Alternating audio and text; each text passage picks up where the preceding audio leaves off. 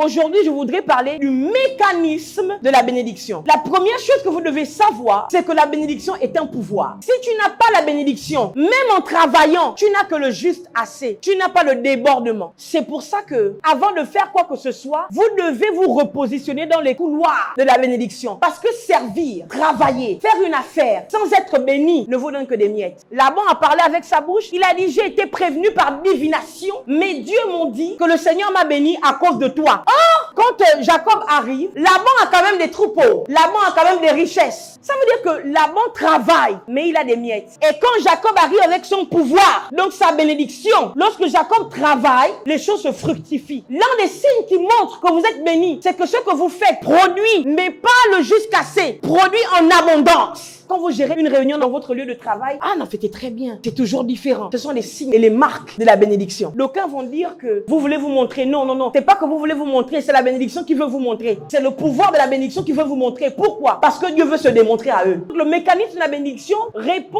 à des codes. Et le premier code, c'est de rester intègre. Quand Jacob est chez Laban, Jacob ne se compromet pas. Quand Joseph est en Égypte, chez Potiphar, il refuse la compromission. Vous devez veiller à marcher droit avec le Seigneur, à être intègre.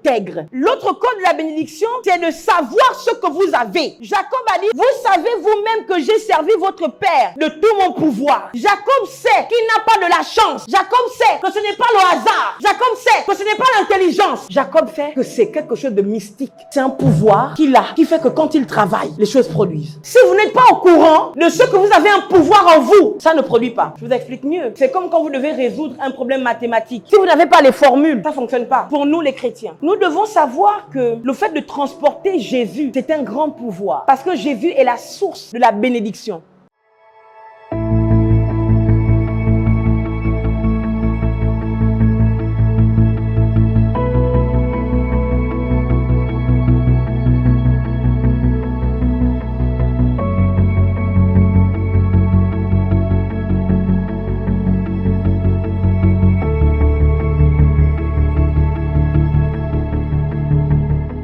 Ça fait 2 semaines maintenant que nous travaillons, que nous explorons le thème de régner dans la vie.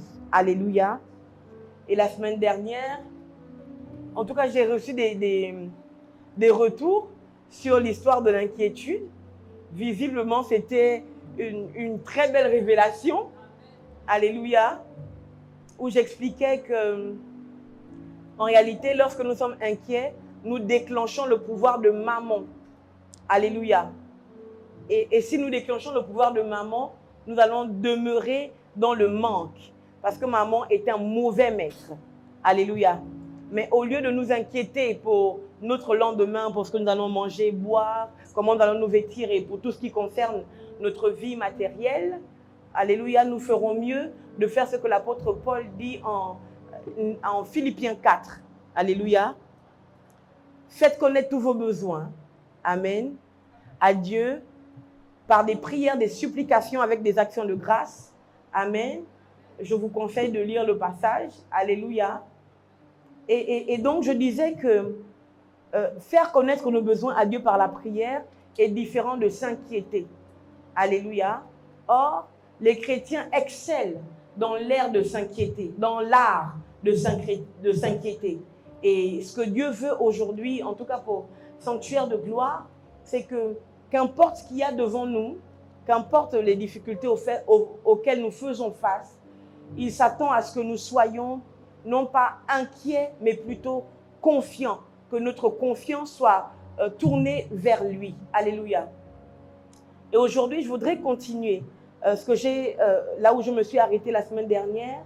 J'ai commencé à parler sur les 5 voies de la richesse. Alléluia. Et j'ai entamé un peu la voie de la fécondité. Alléluia. Je ne sais pas pourquoi mon fils sourit. Et la voie de la multiplication. Alléluia. Et je disais que Dieu ne peut pas nous multiplier si nous ne sommes pas féconds. Alléluia. Alléluia. Il n'y a pas de multiplication s'il n'y a pas de fécondité. Puisque Dieu multiplie quelque chose. Alléluia. Et voilà pourquoi dans le livre de la Genèse, il dit, soyez féconds, multipliez et remplissez la terre, l'assujettissait et dominait. Alléluia. Vous devez comprendre aujourd'hui que être fécond, pouvoir se multiplier, pouvoir remplir la terre, pouvoir l'assujettir et dominer, c'est notre droit légal. C'est notre droit légal en tant qu'humain. Et plus encore, en tant que ceux qui sont co-héritiers de Christ. Donc, la vérité, c'est que pour se multiplier en tant qu'être humain, il faut se marier. Amen. Donc, en vérité, le mariage, ça ne devrait pas être un sujet de prière et de supplication. Normalement, quand on arrive à un certain âge, c'est logique qu'on se marie. Parce que Adam et Ève n'ont rien fait pour que Dieu les marie. Ils n'ont pas intercédé. Alléluia. La fécondité également ne devrait pas être un sujet de prière. Alléluia. Parce que c'est une bénédiction que Dieu a donnée aux hommes gratuitement, sans aucun effort. Amen. La multiplication, pareil.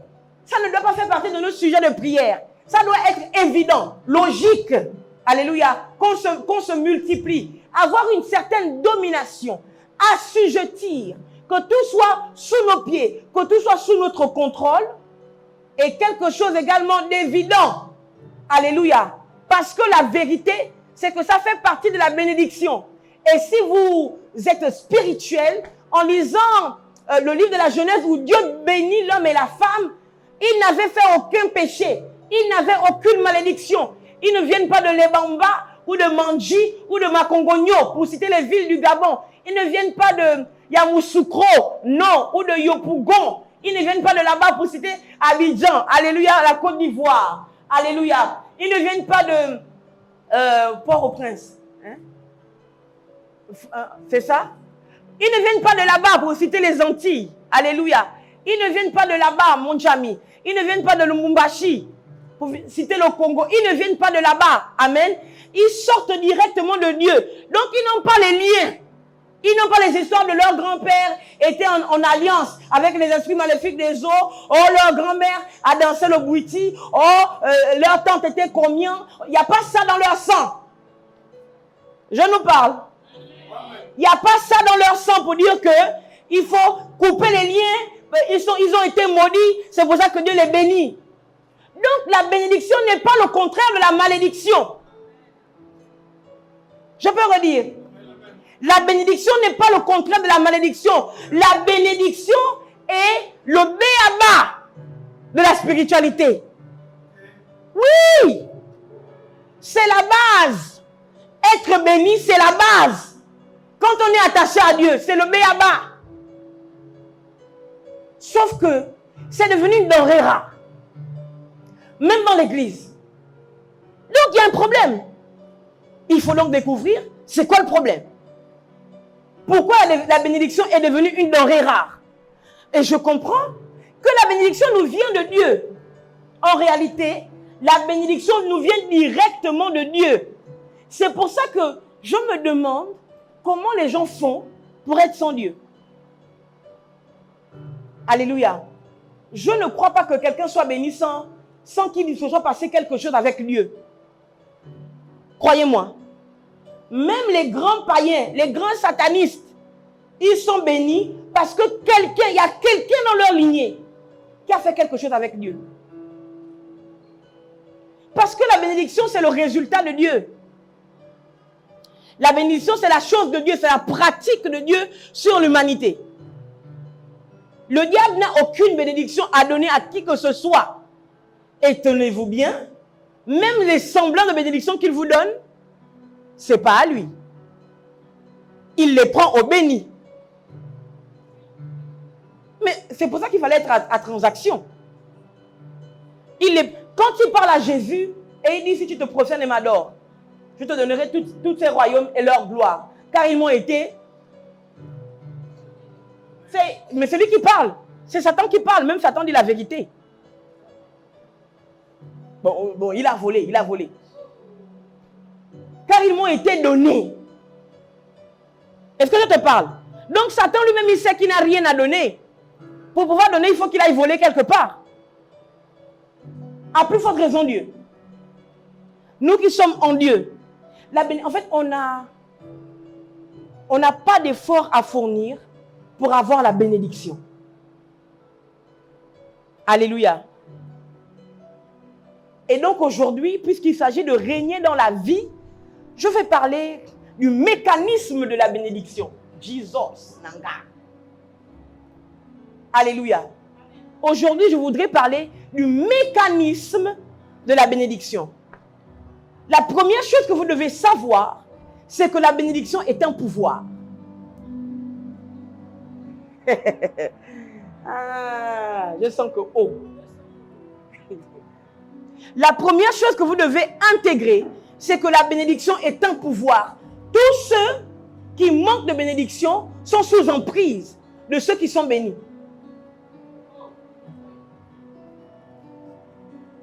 Tous ceux qui manquent de bénédiction sont sous emprise, sont sous contrôle, sont sous l'esclavage de ceux qui sont bénis. Cependant, il faut faire une grande nuance. Souvent, on dit dans nos familles, oh, lui, c'est le Joseph de notre famille. Lui, c'est le Joseph de la famille. J'ai réalisé que vous ne pouvez pas attribuer ce grand titre à n'importe qui. Parce que dire que quelqu'un est le Joseph de la famille, il faut regarder s'il a les caractéristiques de Joseph. Alléluia. Et c'est important. Il faut regarder s'il y a les caractéristiques de Joseph. Sans le trône de Pharaon et de Joseph, après le trône de Pharaon. C'est capital, c'est important. Alléluia. Si c'est un franc-maçon qui est parti avoir son argent par les pratiques maléfiques, ce n'est pas le Joseph de sa famille. Mais il faut dire ça aux gens. Il ne peut pas être le Joseph de sa famille alors qu'il sacrifie les neveux et les nièces, les fils et les filles. Il va être le Joseph de sa famille comment? Alléluia. Donc, celui qui n'a pas la bénédiction est sous emprise de celui qui a la bénédiction. Parce que quand tu n'as pas la bénédiction, tu manques de tout. Et c'est ça qui t'envoie quémander chez les pseudo-Joseph de la famille. Quand tu es le Joseph de la famille, on ne quémande pas chez toi. Pour toi, c'est évident de donner pour que les autres se reproduisent. On appelle ça comment hein? C'est émanciper, oui, mais se réaliser. Voilà. Vous voyez que c'est le bon mot, c'est mieux que s'émanciper. Alléluia. Je te donne parce que je voudrais que toi aussi tu te réalises dans la vie. C'est ça le Joseph de la famille. Quand tu es le Joseph de la famille, non? Tu n'attends pas qu'on te supplie pour donner, donne-moi 20 €. Oh, j'ai un problème là, mon enfant est malade, je te donne pour les... Non, non, non, non. Je te donne ce qu'il faut, le niveau d'argent qu'il faut pour que tu puisses faire quelque chose, pour que toi aussi tu puisses te réaliser. C'est ça le Joseph de la famille. Mais les Joseph chez qui on va tout le temps quémander, ce n'est pas les Joseph. Ce n'est pas les Joseph. Et quand vous appelez quelqu'un chez qui vous allez quémander le Joseph de la famille, vous vous positionnez sous son joug. Et ça veut donc dire que s'il y a même un Joseph dans la famille, comme vous avez déjà capitalisé ce nom sur quelqu'un d'autre, vous tuez votre vrai Joseph. De parler? Ou bien je m'arrête ici. Alléluia.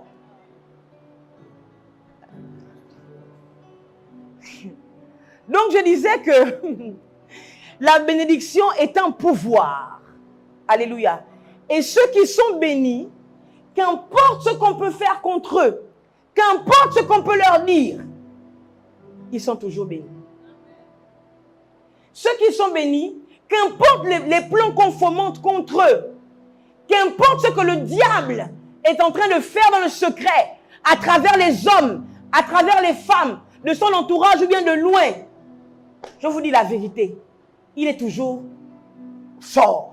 Il va toujours straight sur le chemin que Dieu a tracé pour lui. Et ma prière pour vous, c'est qu'au nom de Jésus-Christ de Nazareth, la bénédiction de Dieu se fasse voir dans votre existence. Que la bénédiction de Dieu soit palpable au nom de Jésus-Christ de Nazareth. Amen. Parce que nous sommes fatigués d'être sous le joug de ceux qui semblent avoir. Maintenant, il faudrait que vous sachiez que être béni ne veut pas dire que vous serez dans l'opulence ou bien l'extravagance. Alléluia. Amen. La bénédiction, ce n'est pas d'abord le fait d'être dans l'opulence. C'est pas ça. La bénédiction, c'est d'abord le fait d'être intègre, quelle que soit la situation dans laquelle on est.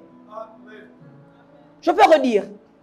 La bénédiction, c'est d'abord le fait d'être intègre, quelles que soient les complications auxquelles on fait face. Alléluia. Quand vous regardez Abraham, il ne s'est pas compromis. Quand vous regardez Jacob, il ne s'est pas compromis. Alléluia. Chez Laban, c'était difficile. Laban a changé son salaire 10 fois. Mais Jacob est resté droit. Quand vous regardez Joseph, alléluia, esclave, prisonnier, Joseph ne s'est pas compromis. Amen. Je le redis mieux. Parce que tu es béni, tu as un comportement à avoir. Alléluia. Parce que tu es béni, tu es obligé de te comporter d'une certaine manière. Alléluia. Parce que, croyez-moi, que Dieu arrache la bénédiction aux bénis qui se compromettent. Je peux redire? Dieu met un terme, un frein, un stop à la bénédiction aux bénis qui se compromettent. Saül était roi. Ce n'est pas un homme qui l'a choisi, c'est Dieu. Alléluia. Et au moment d'atteindre une autre dimension, il fallait faire un sacrifice. Alléluia.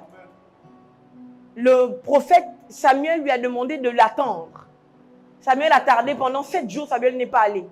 Saül ne supportait plus, le peuple s'impatientait. Saül avait peur que le peuple le quitte. Il n'avait pas compris que c'est Dieu qui lui avait donné ce peuple. Saül s'est érigé un autel, il se positionnait en sacrificateur et il a fait le sacrifice. Ce jour-là, Dieu a dit, c'est fini, c'est moi qui connais. Ce jour-là, Dieu a dit, c'est fini. Dieu a déchiré la royauté de dessous lui. Et Dieu lui a donné la royauté à quelqu'un d'autre. Amen. Amen. La compromission détruit la bénédiction. La bénédiction est une sélection. Alléluia. La bénédiction est une sélection. Je vous ai dit au début qu'on n'a pas d'effort à fournir pour être béni, pour être fécond, pour être ces choses. Alléluia. On n'a pas d'effort à fournir pour avoir toutes ces choses quand nous avons déjà été sélectionnés pour marcher dans les voies du Seigneur. Il est important et capital de comprendre que ceux que Dieu a bénis, c'est des Adam et Ève qui n'ont pas péché.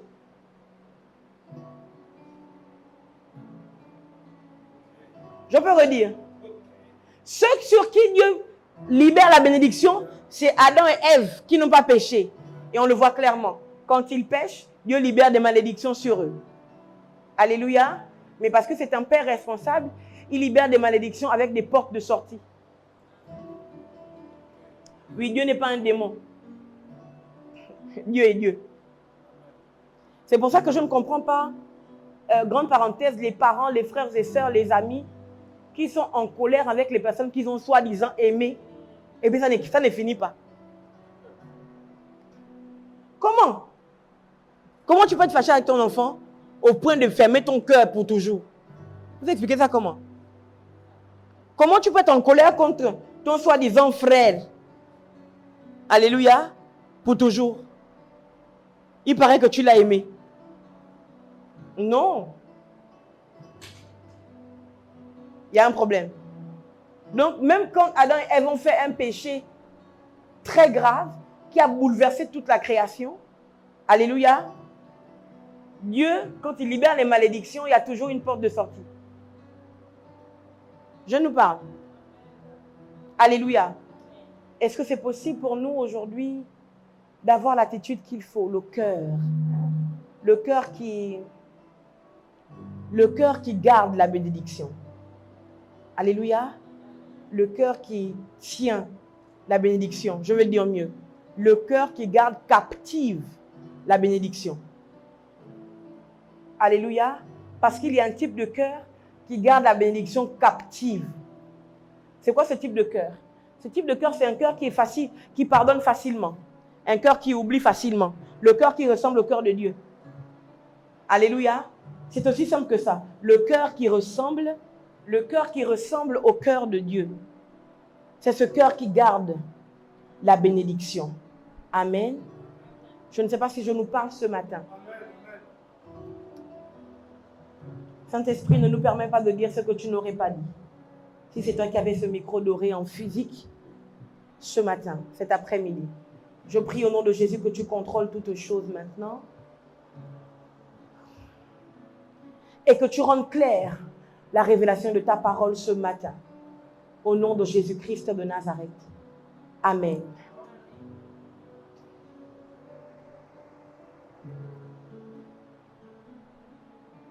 Je parle donc aujourd'hui du mécanisme de la bénédiction. La bénédiction répond à un code.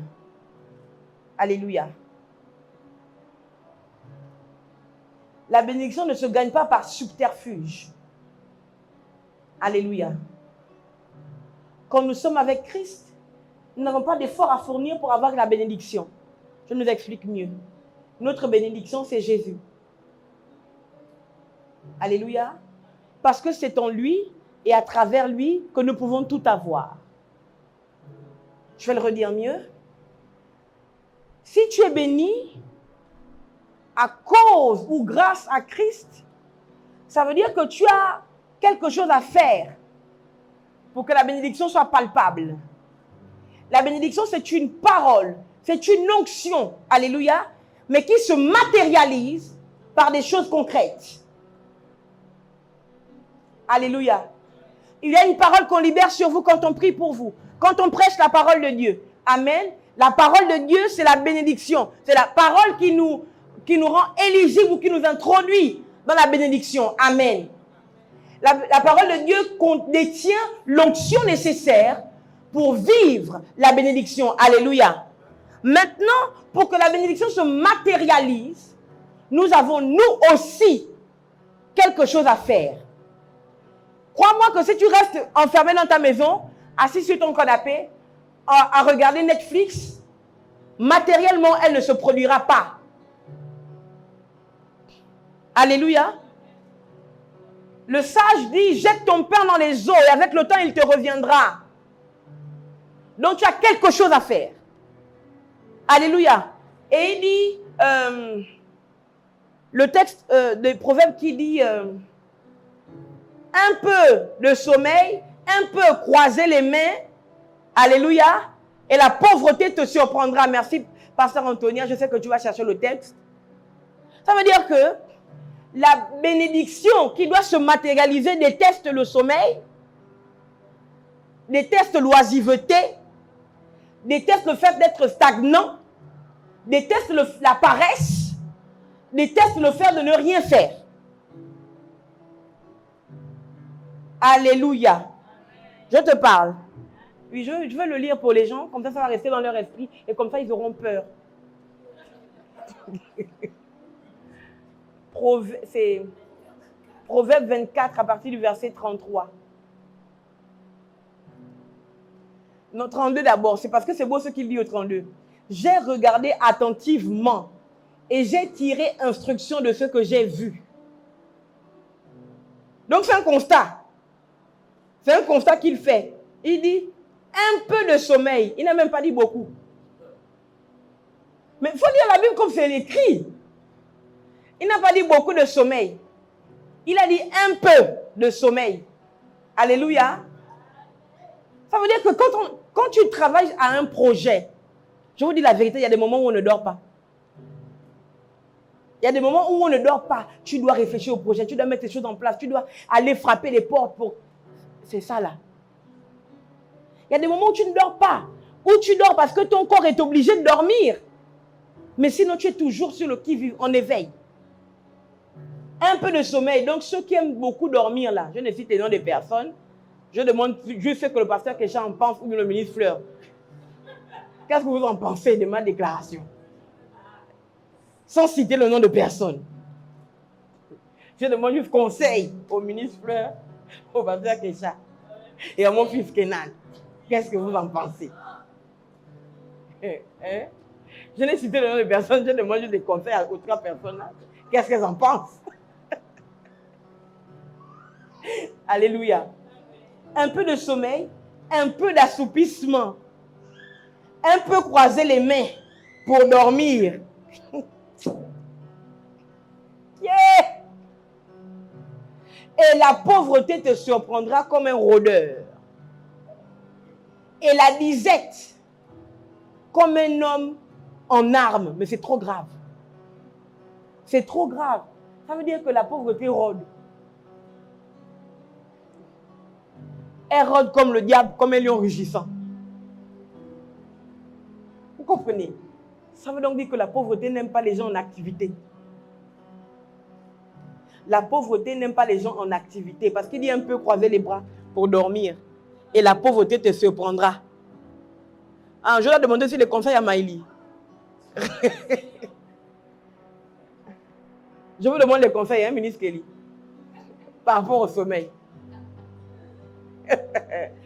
La pauvreté n'aime pas les gens statiques, n'aime pas les paresseux, n'aime pas ceux qui dorment.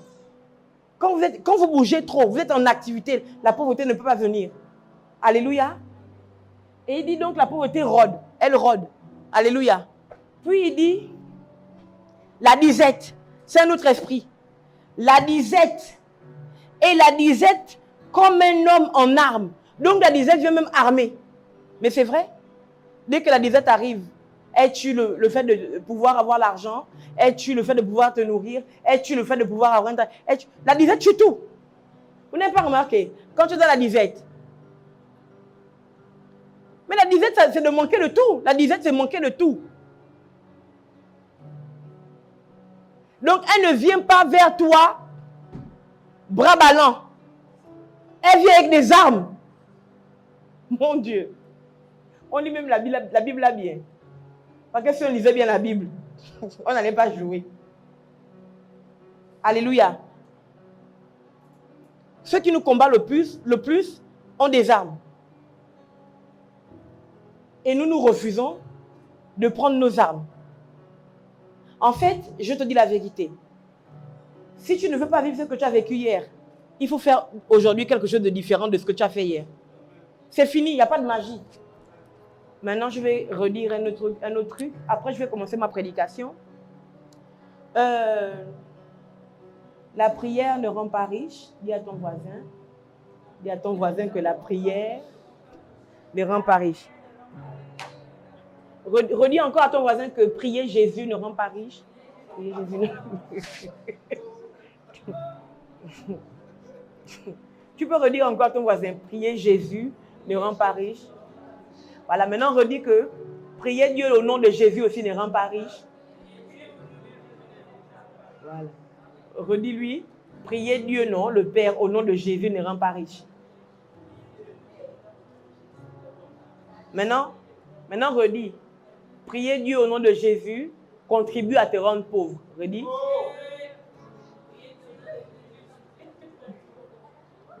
Mon fils dit, prier Dieu au nom de Jésus, non, contribue à te rendre pauvre. Maintenant, je te mets au défi. Je te mets au défi. Ne pas travailler, ne faire rien. Enferme-toi dans la maison et prie. Tu vas me dire si tu as payé ton loyer. Hein? Non, on peut faire le test, démissionner de votre travail, quitter. Et puis vous enfermez à la maison, vous priez seulement. On prie Dieu au nom de Jésus. On va voir si vous allez payer le loyer. Voyons. Ou bien simplement venons ici, prions, ne faisons pas l'offrande. On va voir si on va payer le loyer de l'église. Oh. Vous ne voulez pas faire le test. Ah. Maintenant, je vais bien dire. C'est une folie de prier Dieu au nom de Jésus. Alléluia. Et ne rien faire et espérer être riche.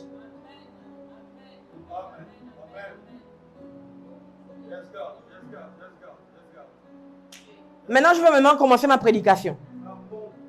C'est en train de monter.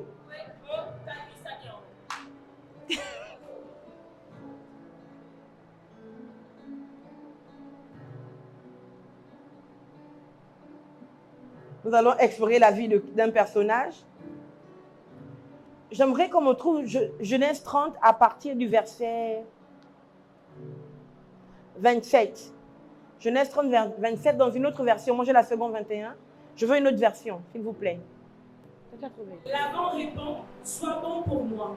Écoute-moi, mes dieux m'ont fait savoir que le Seigneur m'a béni à cause de toi. Très bien, merci beaucoup. Est-ce que quelqu'un a la version qui dit j'ai été prévenu par divination? Laban lui dit, si tu veux bien me faire une faveur, reste ici. J'ai appris par divination que c'est à cause de toi que l'Éternel m'a béni. Relis ta version. Laban répond, sois bon pour moi. Écoute-moi, mes dieux m'ont fait savoir que le Seigneur m'a béni à cause de toi. Mes dieux m'ont fait savoir. Ok, parole de vie, hein? Et le semeur, c'est... J'ai appris par divination que c'est à cause de toi que l'Éternel m'a béni. Ok. Vous devez comprendre, c'est très beau parole de vie parce qu'il dit, mes dieux m'ont fait savoir. L'autre ici dit, j'ai appris par divination que c'est à cause de toi que l'Éternel m'a béni. Alléluia. Amen. Je vais commencer ma prédication. Je voudrais que nous explorions aujourd'hui pour parler du mécanisme de la bénédiction, que nous explorions la vie de Jacob. Alléluia. Amen. Jacob, vous le connaissez, c'est le fils d'Isaac et de Rebecca qui a usurpé la bénédiction de son frère et qui a dû s'enfuir vers les parents de sa mère, donc Laban son oncle, pour sauver sa vie parce que son frère voulait le tuer. Alléluia. En arrivant à cet endroit, chez Laban, Jacob se met au service de Laban. Alléluia. Et lorsqu'il se met au service de Laban, il se met au service de Laban parce qu'il veut épouser la fille de Laban dont le nom est Rachel. Amen. Jacob a travaillé pendant 14 ans et un peu plus, 20 ans pratiquement, au service de Laban. Parce que c'est 20 ans après que l'Éternel lui parle et lui dit, n'oublie pas ce que tu avais fait à Bethel, à l'endroit où il avait vu l'échelle monter et descendre. Donc 20 ans plus tard, Dieu n'a pas oublié. Alléluia. 20 ans plus tard, Dieu n'a pas oublié et il tient à ce que Jacob s'en souvienne et Jacob fasse ce qu'il avait dit. Alléluia. Et donc, lorsque Joseph, son fils, naît, que Rachel lui donne un premier fils, Joseph, Jacob décide de partir. Il dit à Laban, donne-moi mes femmes. Alléluia. C'est vraiment grave. Hein? Elle devint enceinte et enfanta un fils et elle dit, Dieu a enlevé mon opprobre. Et elle lui donna le nom de Joseph en disant, que l'Éternel m'ajoute un autre fils. Lorsque Rachel eut enfanté Joseph, Jacob dit à Laban, laisse-moi partir pour que je m'en aille chez moi, dans mon pays. Donne-moi mes femmes et mes enfants pour lesquels je t'ai servi et je m'en irai, car tu sais quel service j'ai fait pour toi. Alléluia. C'est compliqué. C'est compliqué. C'est compliqué parce que la phrase de Jacob m'effraie. Jacob dit, donne-moi mes femmes et mes enfants. Oh, ce sont tes femmes et tes enfants, mais tu lui demandes de te donner. Ce sont tes femmes et tes enfants, mais tu demandes encore à Laban de te les donner. Vous comprenez que Jacob est sous emprise de Laban. Permettez-moi de dire que Jacob est envoûté par Laban. Alléluia.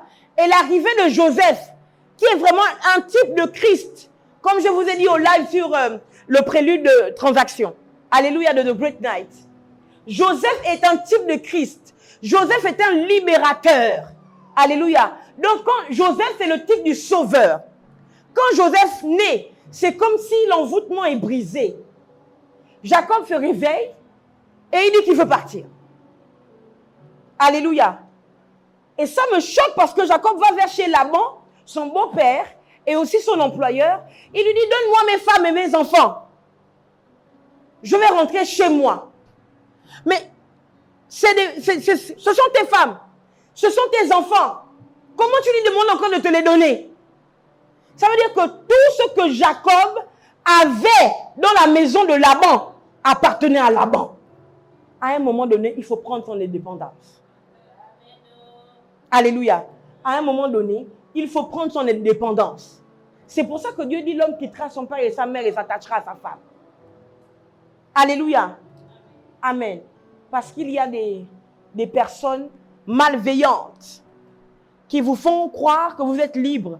Mais en réalité, il y a un maléfice sur vous pour qu'elle vous contrôle. Alléluia. Et donc, Laban lui dit, verset 27, Laban lui dit, puissé-je trouver grâce à tes yeux? Je vois bien que l'Éternel m'a béni à cause de toi. J'aime pas cette version. Donc, c'est ce que vous avez lu. J'ai été prévenu par divination que l'Éternel m'a béni à cause de toi. Mais Dieu m'ont révélé que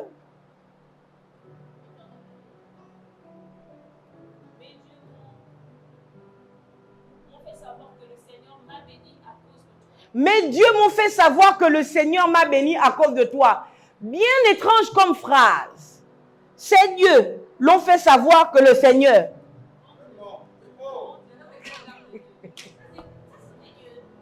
Vous avez compris? Bien étrange cette phrase. Dans cette phrase, il y a les idoles et puis Dieu.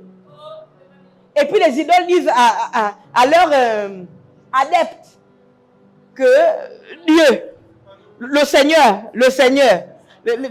Normalement, là-bas, on aurait dû se convertir.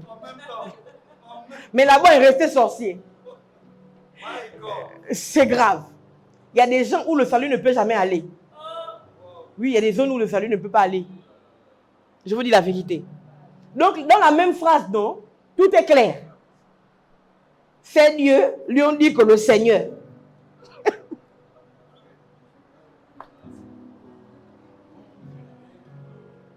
Il n'y a rien qui va. Dans la même phrase, il n'y a rien qui va. Mais Dieu m'ont dit que le Seigneur, m'a béni à cause de toi. Bon, toute la phrase résume ma prédication. Alléluia. La bénédiction vient de Dieu. Le Seigneur, l'Éternel, le Dieu d'Abraham, d'Isaac et de Jacob. Alléluia. Elle ne vient de nulle part que de Dieu. Alléluia. Maintenant, Dieu sélectionne et garde les gens sous son emprise pour que eux, ils soient la preuve palpable de ce que la bénédiction existe. Alléluia. Dans le mécanisme de la bénédiction, vous devez connaître les origines de la bénédiction. Les origines de la bénédiction, c'est Dieu. Alléluia. Et c'est Dieu à travers un homme qui lui est soumis. Amen. Dieu bénit un homme qui lui est soumis. Ah, Nyambirera. Ok, aujourd'hui, je vais rester sur l'estrade. Dieu bénit un homme. C'est bon, je vais rester ici, c'est pas grave. Dieu bénit un homme qui lui est soumis. Alléluia. Et maintenant, c'est très beau. Pourquoi? C'est beau parce que lorsqu'un homme est soumis à Dieu et qu'il transporte la bénédiction, cette bénédiction peut sortir de lui et bénir plusieurs autour de lui. C'est ça les Joseph des familles. C'est pas que tu as un Joseph dans la famille, tu pleures encore pour avoir quelque chose. C'est pas ça. Alléluia. Dans le mécanisme de la bénédiction, My Living God, la bénédiction est la bénédiction est une guerre de pouvoir. Je vais redire. La bénédiction est une guerre de pouvoir. Dieu ne bénit pas les hommes seulement parce qu'il aime les hommes. Dieu bénit les hommes pour que tout ce qui existe et tout ce qui est autour de ceux qui sont bénis, alléluia, réalise qu'il n'y a qu'un seul Dieu qui est capable de changer la vie d'un homme pour le meilleur. Amen. Je le dis mieux. Dieu bénit et le Dieu qui bénit refuse de rester dans l'anonymat. Notre problème, c'est que quand Dieu nous bénit, On ne parle pas.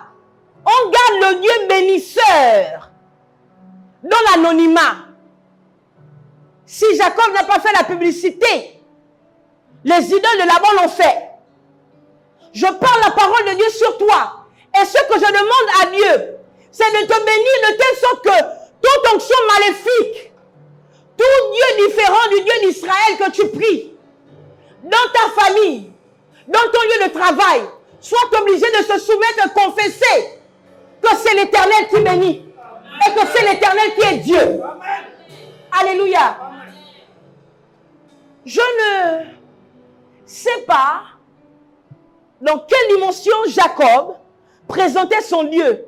Mais ce jour-là, ce n'était pas Jacob qui a parlé. Ce sont les idoles de Laban qui ont dû dire à Laban que mon frère laisse, tu es béni à cause du Dieu, c'est le Seigneur. Si les idoles disent que ça c'est le Seigneur, les gars, non, attends. C'est le Seigneur qui t'a béni. Tu es béni là, non, papa? En fait, les idoles ne peuvent pas être plus vraies que nous. Les idoles ne peuvent pas marcher dans la vérité plus que nous. Mais cette phrase est humiliante pour les gens qui ne témoignent jamais de Dieu. Et cette phrase est humiliante pour ceux qui veulent toujours montrer que c'est toujours eux. Parce que même les idoles, elles auraient pu mentir à Laban. Mais dans cette histoire, les idoles ont dit que non, pardon, c'est trop. Alléluia.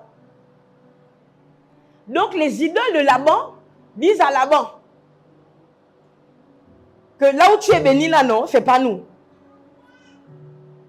L'idolâtrie ne bénit pas. Les dieux étrangers ne bénissent pas. La théorie de repartir vers nos ancêtres ne bénit pas. Ah non, je vais le redire fort pour que ça passe sur YouTube. La théorie de repartir vers nos ancêtres ne bénit pas. Alléluia. Parce que la vérité, c'est que le Dieu de tous les ancêtres est supposé être le Dieu d'Israël. Le Dieu d'Abraham, d'Isaac et de Jacob. Mais c'est pour ça que même chez Laban, ce n'est pas chez lui. Même chez Laban, il est obligé de parler avec les idoles. Pour que les idoles disent que c'est les gars. Papa, c'est là où tu nous vois là, c'est Dieu. Mais attends, si les idoles de Laban, si ces dieux étrangers, si ces petits dieux ont dû faire la publicité du grand Dieu, vous comprenez que le Dieu de nos ancêtres là, c'est le Dieu d'Abraham, non? Et vous comprenez donc que c'est une supercherie que de nous faire croire que repartez à nos origines, repartons vers nos ancêtres, la mère patrie. C'est quoi le concept en question? Hein? Les Kémites, hein? Les Kémites. Donc nous les Noirs, c'est ça? On a d'autres dieux. C'est pas le Dieu d'Abraham, d'Isaac et de Jacob. C'est vraiment bien étrange. C'est vraiment bien étrange parce que même là-bas, les idoles là on dit que laisse. C'est pas nous. C'est le Seigneur. Alléluia. C'est le Seigneur. Et je vais peut-être vous choquer. Les Kémites qui repartent vers l'Égypte antique. C'est ça, non? Il faut leur dire que Pharaon, non? Pharaon. Lui-même Pharaon, hein? Il faut leur transmettre que Pharaon a reçu une vision. Et tous ces dieux, tous ces sorciers, personne n'a trouvé l'interprétation de la vision. Vous savez pourquoi? Vous savez pourquoi personne n'a trouvé l'interprétation de la vision? Parce que la vision que Pharaon avait venait de Dieu. Vous comprenez? La vision que le Pharaon de l'époque de Joseph avait reçue, qui le prévenait de la famine de 7 ans, ne venait d'aucun des petits dieux, ne venait d'aucun démon. La vision venait tout droit du ciel. Aïe. Pharaon visionne comme ça. Parce que le représentant de Dieu est déjà arrivé en Égypte. La famine va gagner le monde entier. Et Dieu veut sauver Israël en premier. et l'Égypte bénéficie. Alléluia. Dieu ne montre ça qu'à Pharaon, parce que Pharaon est l'autorité suprême de l'Égypte. Quand il va dire faisons ça, tout le monde va faire. Il n'a pas montré à la servante, parce qu'elle, il va encore trouver les micmacs pour monter jusqu'à Pharaon. Alléluia. Il montre directement à Pharaon. C'est Dieu qui montre à Pharaon le rêve. Et personne ne peut l'interpréter. Parce que personne n'a la communication avec ce Dieu-là. Alléluia. C'est pour ça que Joseph est le seul qui l'interprète, parce que le rêve vient de Dieu. Je nous parle. Donc il faut leur dire que Pharaon, non. Le papa là, non. Il nous a prouvé qu'en fait, le Dieu de nos ancêtres là, c'est le Dieu d'Abraham, d'Isaac et de Jacob. C'est lui. Alléluia. C'est lui. Je parle de la bénédiction, je ne m'égare pas. Amen. Et donc, Jacob a Joseph et Jacob décide de partir. Et donc, il va voir Laban. Et il dit à Laban, donne-moi mes femmes et mes enfants pour lesquels je t'ai servi, et je m'en irai, car tu sais quel service j'ai fait pour toi. Alléluia. Genèse 31.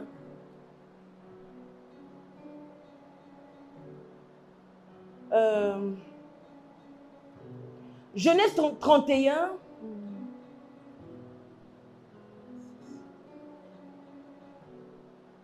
Verset 6. Genèse 31 au verset 6 dit, c'est Jacob qui parle. Il parle au fils de Laban qui l'accuse que tu as volé tous les biens de notre père et toutes ces choses. Et Jacob répond, vous savez vous-même que j'ai servi votre père de tout mon pouvoir. Prenez la Bible, lisons ensemble. Qu'on se lève pour lire ce passage ensemble, s'il vous plaît. Genèse 31, verset 6. Tout le monde y est? 1, 2, 3, on y va. Vous savez vous-même que j'ai servi votre père de tout mon pouvoir. Encore? Encore?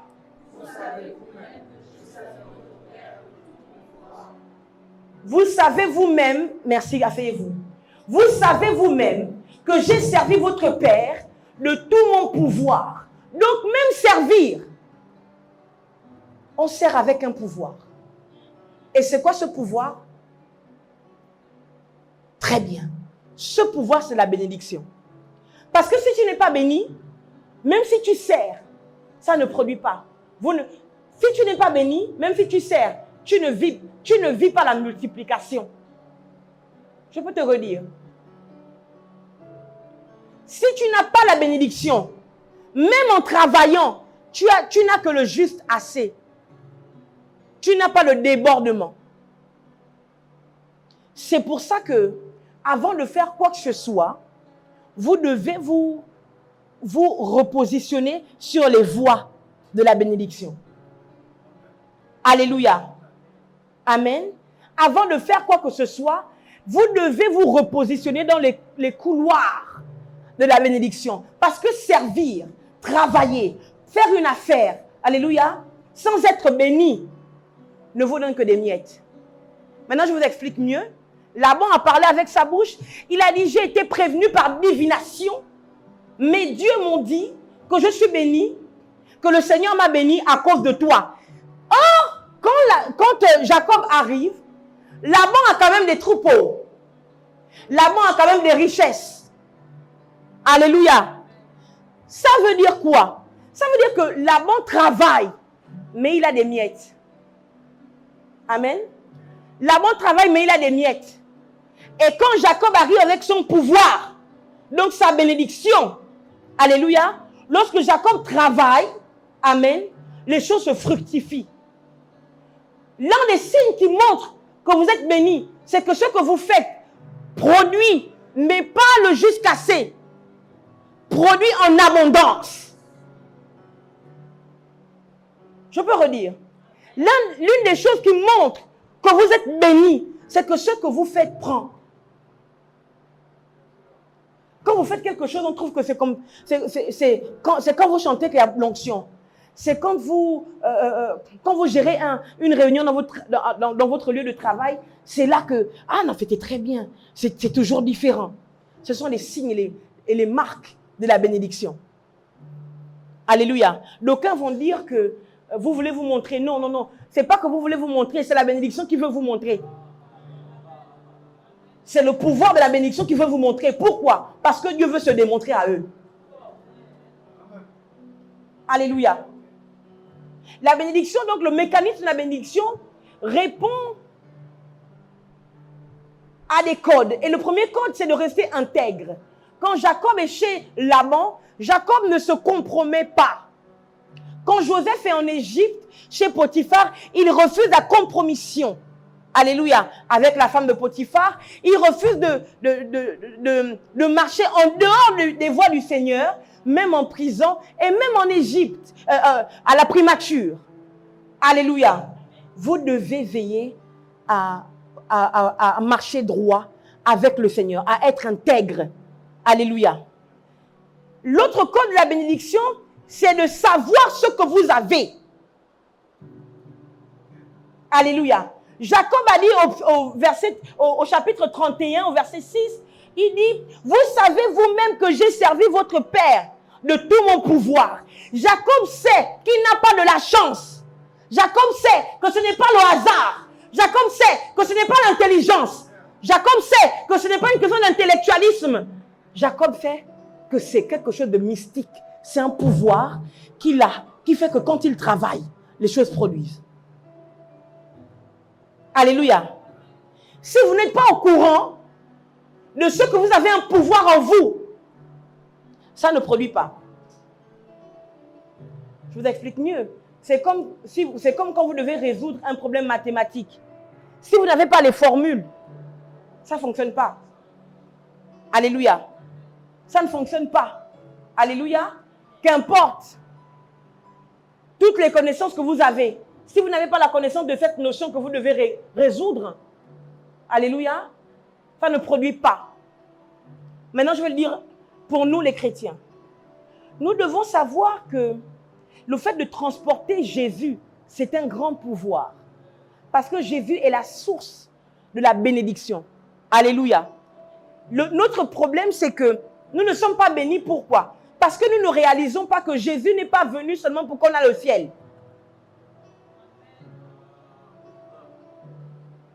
Je dois te dire. La Bible déclare que le Fils de l'homme est venu pour sauver ceux qui étaient perdus. Pasteur Antonia trouve. Vous allez voir.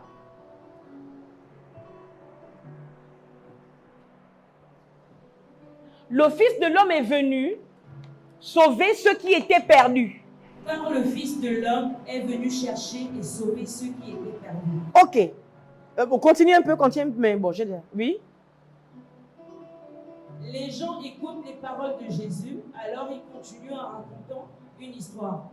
Non, c'est bon, laissons. Donc, relis, car... En effet, le Fils de l'homme est venu chercher et sauver ceux qui étaient perdus. Maintenant, regardez. Oh, c'est beau, hein. C'est magnifique, hein. Luc, non? Oh, c'est beau. Luc 19, 10, hein. Laissez-moi d'abord lire Luc 19, 9, oh. Jésus lui dit, en parlant de qui?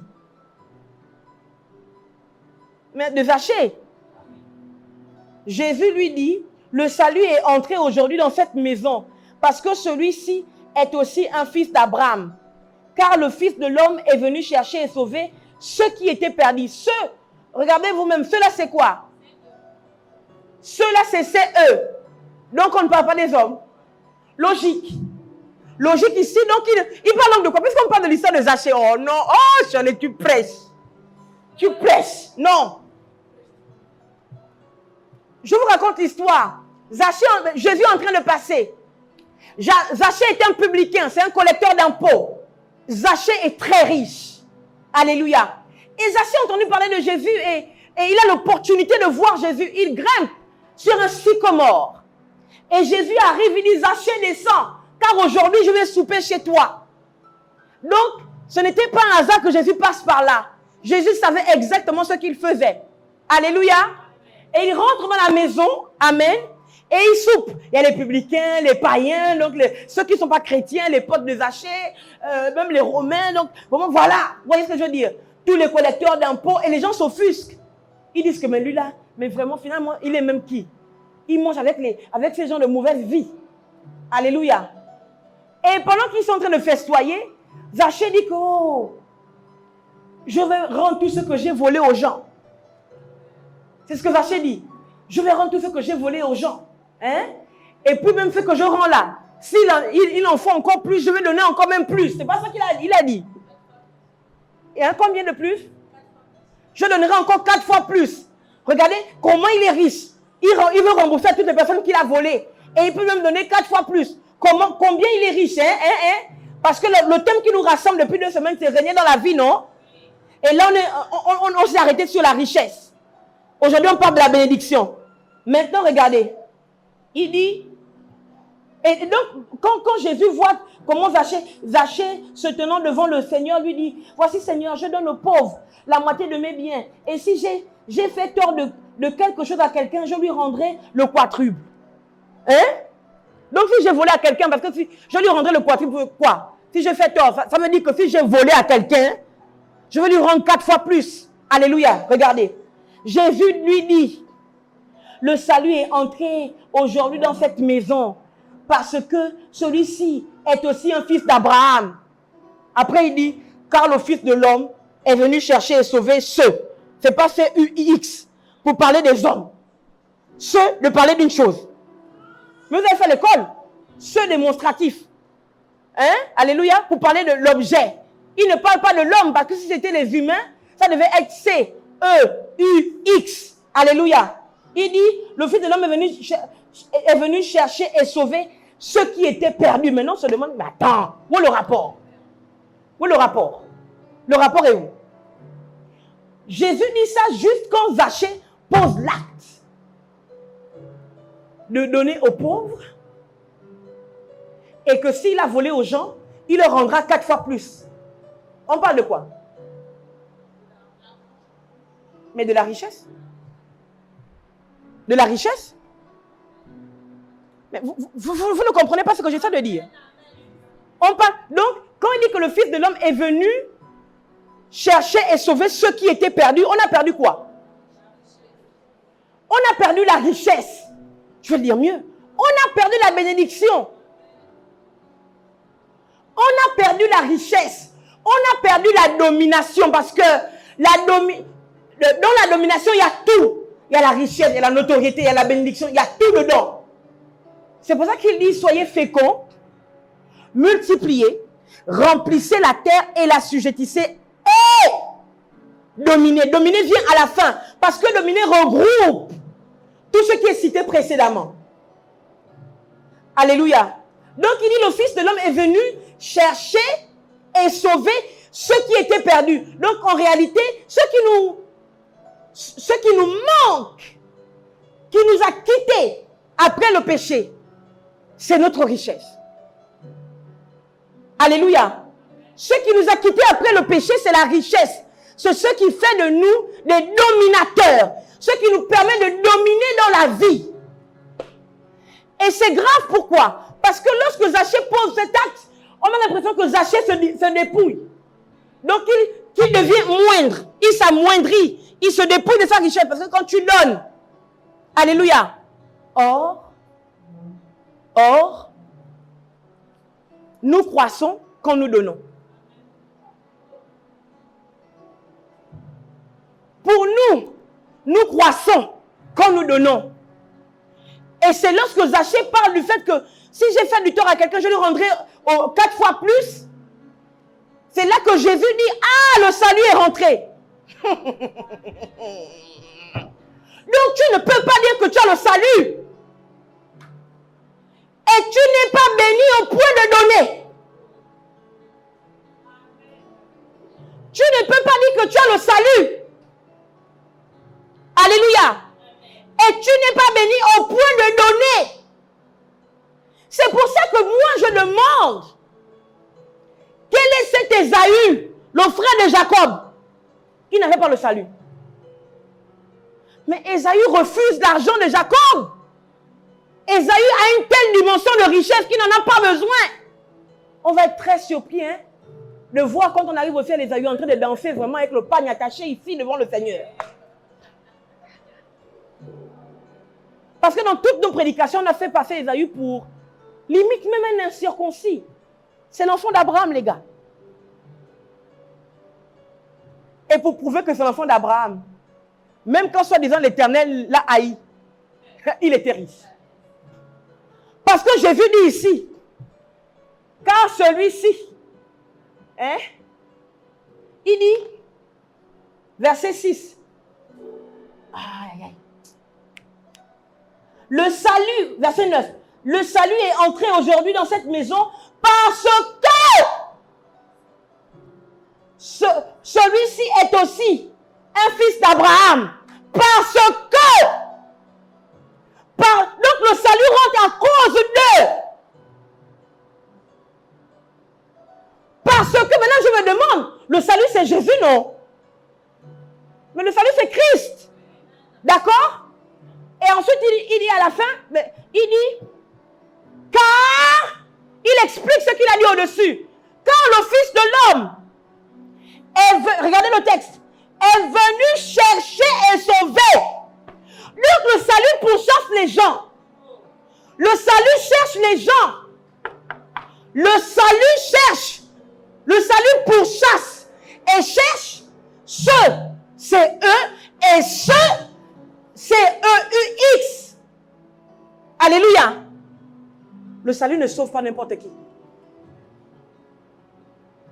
Il dit que le salut est rentré dans cette maison parce que celui-là, c'est le fils d'Abraham. C'est à cause de ça que le salut est rentré. S'il n'était pas le fils d'Abraham, il ne rentrerait pas. Je parle à quelqu'un. Et il explique que car le Fils de l'homme est venu chercher et sauver. Donc il cherche. Il cherche. Le salut est en train de chercher. Alléluia. Ceux d'Abraham qui étaient perdus.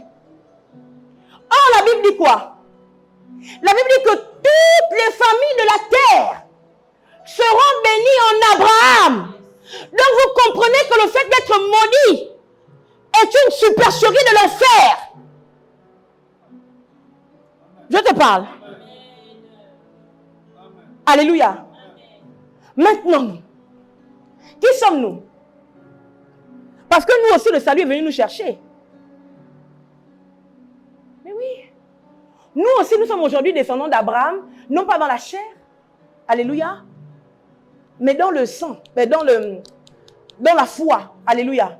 Maintenant, je vais peut-être dire quelque chose qui va vous paraître étrange. Alléluia. Mais je vais le dire. Bon.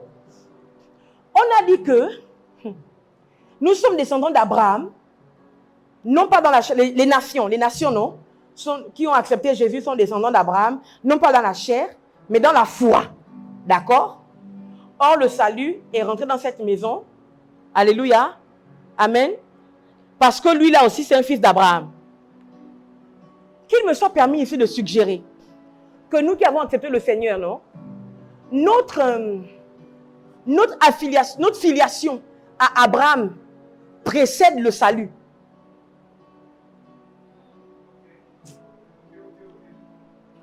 Pourquoi? Parce que moi, je crois que la foi ne vient pas par Jésus-Christ.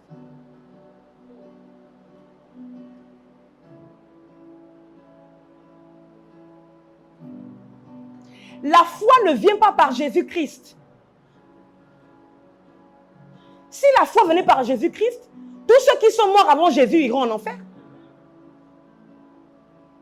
Or, la Bible dit, la Bible a expliqué que ceux qui sont morts avant Jésus et qui avaient foi en Dieu iront au ciel.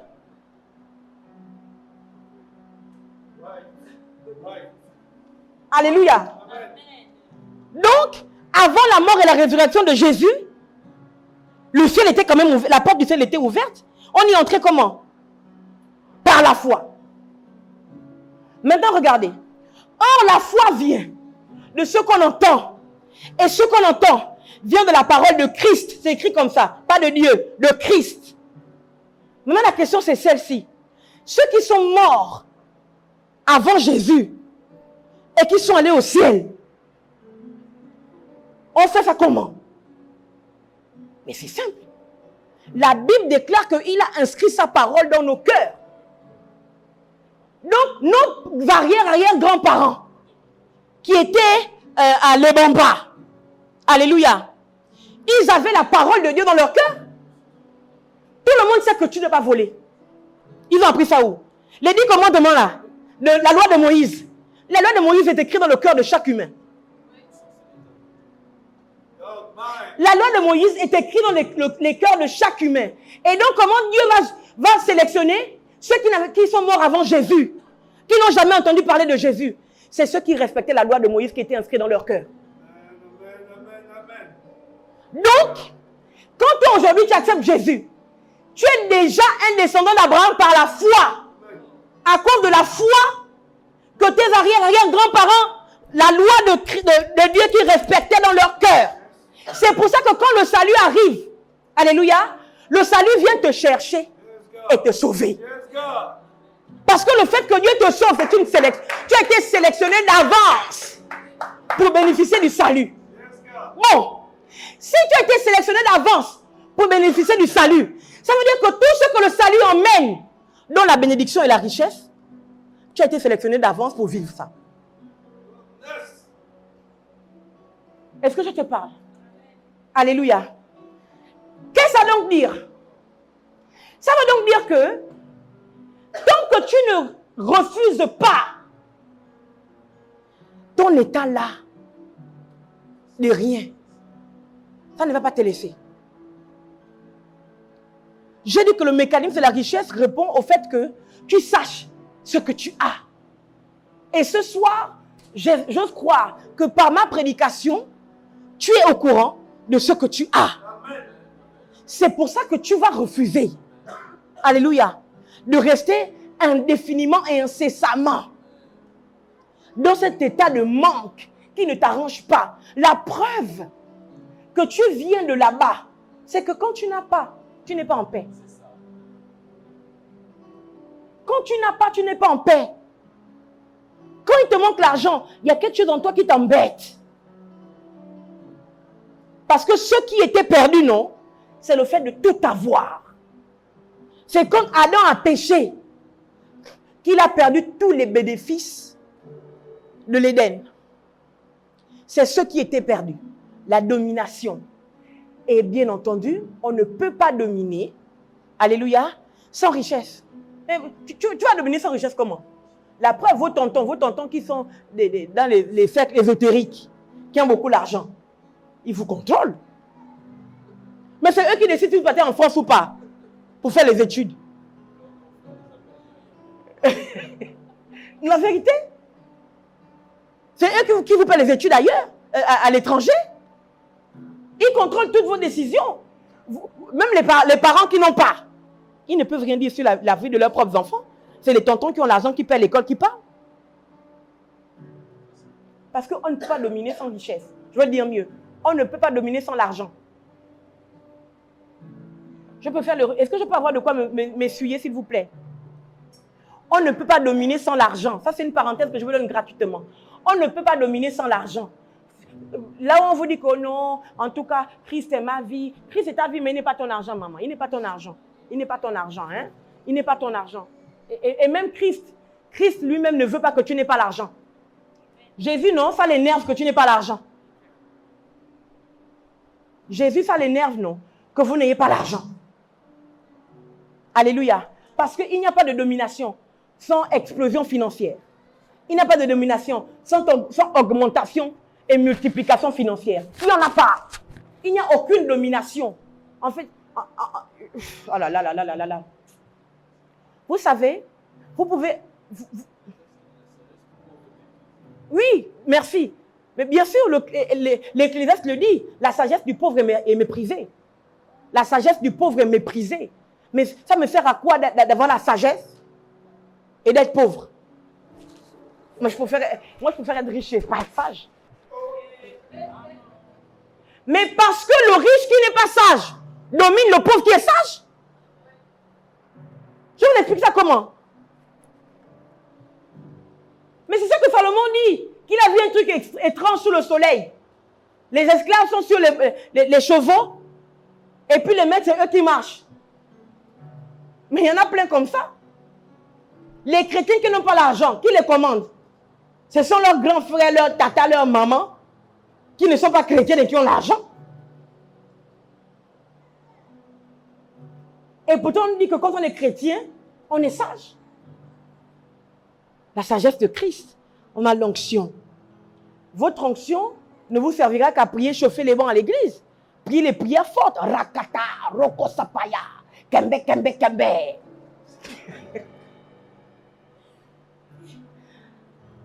Et dès que vous sortez, vous appelez quelqu'un s'il peut vous prêter 100 €. Non, mais c'est même... Je vous dis la vérité, ça humilie même Dieu.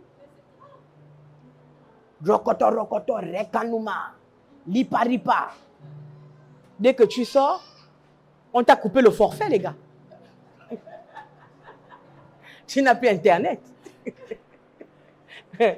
Au Gabon, tu n'as pas les datas. Non, tu peux pas, on ne peut pas faire ça. Vous voyez que ça dénote. Ça dénote. Voilà comment ils ont voulu. Comme Jésus n'était pas dans... On appelle ça comment? Il n'était pas dans leur cercle de Richard et tout. Ils sont venus pour essayer d'humilier Jésus. Ils ont dit à Jésus que, oh oui, vous devez payer les impôts. Hein? Maître, tu penses que... Il appelle maître, hein? Ah, il faut payer les impôts. Tu penses qu'on a payé les impôts à qui? Jésus dit que sur votre pièce là, c'est le visage de qui? Oh, César. Il dit, mais oui, c'est à César qu'on a... À César, ce qui appartient à César, et à Dieu, ce qui appartient à Dieu. Et maintenant, il faut maintenant payer. C'est bien, tu as parlé, maintenant paye les impôts. Sauf que si Jésus avait la caisse, si Judas n'était pas là-haut. Mais en fait, là, si Jésus n'avait pas payé les impôts parce qu'il n'y a pas l'argent dans la caisse, on n'allait même pas écrire le passage, c'était trop humiliant. Mais Jésus fait quoi? Jésus dit à Pierre d'aller pêcher un poisson. Et il dit que dans le poisson, tu trouveras l'argent. Moi, j'ai toujours dit, quand je prêche, j'ai toujours dit que ce n'est pas le fait que Pierre trouve un poisson dans toute la mer là, qui avait l'argent dans la bouche. Ce n'est pas ça qui me dépasse. Ce qui me dépasse, c'est que Pierre trouve un poisson qui a l'argent qu'on utilise à l'époque pour payer les impôts. Pierre trouve un poisson qui a l'argent, qui a le visage de César. C'est ça qui est choquant. Ça veut dire que le poisson, c'est ça qu'on appelle la domination. La domination, c'est ça. C'est que, en fait, quand il dit qu'il est venu chercher et trouver ceux qui étaient perdus, non, ceux qui est perdu, ceux-là, c'est que quand tu dis, en fait, tu as un besoin, tout l'univers sait que c'est ça ton besoin, l'univers s'arrange pour répondre à ce besoin. C'est moi qui vous parle, c'est ça. C'est ça que Jésus est venu rétablir.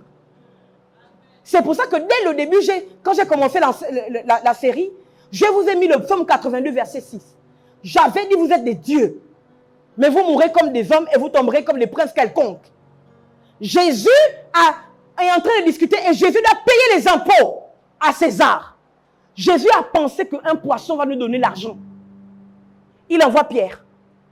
Forcément, le poisson que Pierre pêche, ce n'est pas que Pierre a pêché un poisson, il n'y a pas. Pierre a pêché un poisson, non! Le poisson qu'il vient prendre, ce n'est pas qu'on l'y a forcé, ce n'est pas un hasard.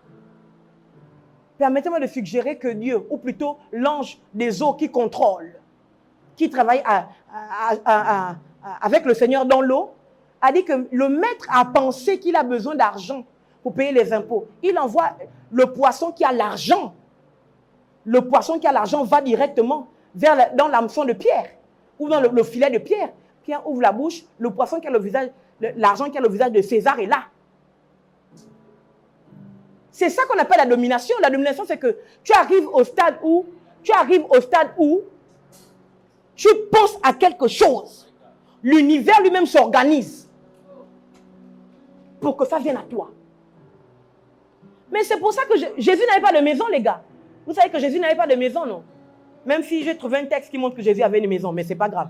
Jésus n'avait pas de maison. C'est ce que lui-même il nous a fait croire. Le Fils de l'homme n'a pas d'endroit où poser sa tête. Là, Jésus disait que là où la nuit le trouve, c'est là où il dort. Il y a un peu le coup-feu. Là où la nuit le trouve, c'est là où il dort. C'est ce que Jésus nous a fait croire, non? Alléluia. Donc, si on va du principe que Jésus n'avait pas de maison, vous avez vu Jésus dormir à la belle étoile? Non. Jésus avec ses disciples, et croyez-moi, hein, quand il allait manger chez Zachée, alléluia, il rentrait chez Zachée avec ses 12. C'est pour ça que je vous dis que Jésus n'était pas ami aux pauvres. Mais Jésus n'avait pas les amis pauvres. Les pauvres, il les trouvait dans les rues. Il les soigne, il les guérit. C'est fini. Mais ses potes, c'était les riches. Oh! Quand il doit aller manger chez quelqu'un, c'est avec les 12. Qui c'est un pauvre? Il va les nourrir comment? 13 personnes, toi aussi. Mais et les hommes, mais c'est une logique. Je vous dis la vérité, Jésus n'était pas ami aux pauvres. C'est pour ça qu'il a dit que le pauvre dise qu'il est riche. Pardon. C'est pour ça qu'il a dit que le pauvre dise qu'il est riche. Parce que Jésus n'aime pas être en communion avec les pauvres. C'est pour ça qu'il dit heureux ceux qui sont pauvres en esprit. Il préfère préciser en esprit parce qu'il sait que lui, il a besoin d'argent. Mais la vérité, on veut organiser des séminaires. Alléluia.